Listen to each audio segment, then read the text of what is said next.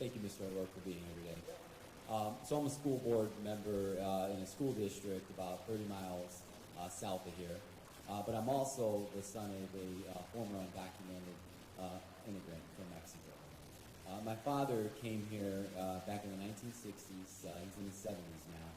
And he came here as an undocumented alien, made his way into California, worked the migrant fields picking grapes, eventually came up to Michigan. He gained and obtained his citizenship, then joined the United States Army. So my father is not only a former undocumented alien, he's also a U.S. veteran of the armed forces. He settled here in this area, and he was an auto line worker and retired as an auto line worker here in Flint. The damage that has been done by the Trump administration against the perception of Latinos in this country has been really harsh. I sit here as an elected official. I sit here with my daughter, who is going to be a senior in college this coming fall. And we're the American dream.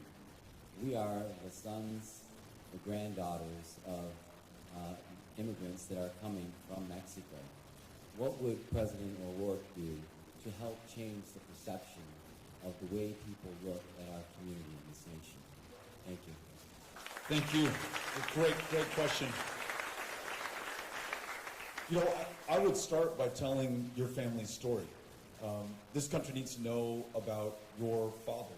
They need to know about you serving in a position of public trust on the school board, making things better for the children in your community. They need to know about your daughter's achievement and accomplishments. You said it. You are the American success story. And your family's success has meant this country's success. I said it earlier about El Paso, Texas, a city of immigrants.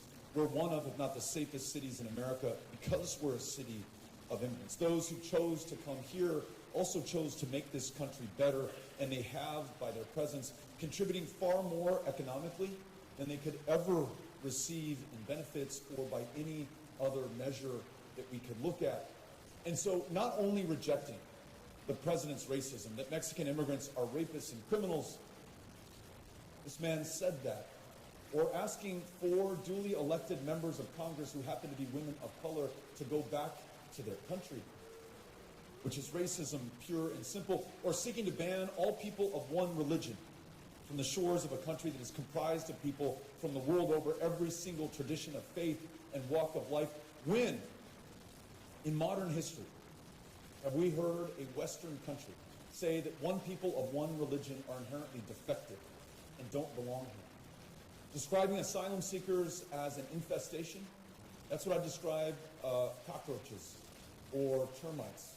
That's what you might hear in the Third Reich. That's not what you expect here in the United States of America. And not only does that fly in the face of the best traditions and history of this country, it also changes our very character. Hate crimes are on the rise each one of the last 3 years. The mosque in Victoria, Texas, was burned to the ground on the day that Donald Trump signed into law, or signed his executive order seeking to ban Muslim travel. You don't lose the lives of 6 children in our custody on the border. Kids, you don't put them in cages until you've given the Department of Homeland Security permission to treat them as something less than human.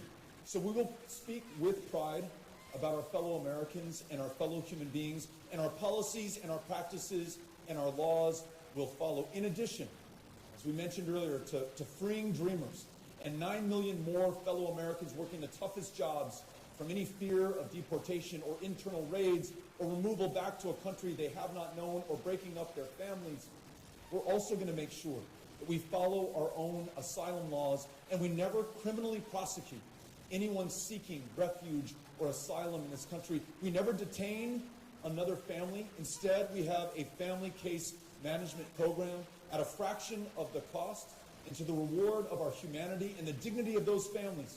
They're able to stay in the community where they will meet their court appointments and follow our laws. It will demonstrably make this country safer. And then we're going to rewrite our immigration laws in our own image, in your family's image, to make sure that they reflect the reality of our lives, our interests, and the history of this great country. Lift those visa caps.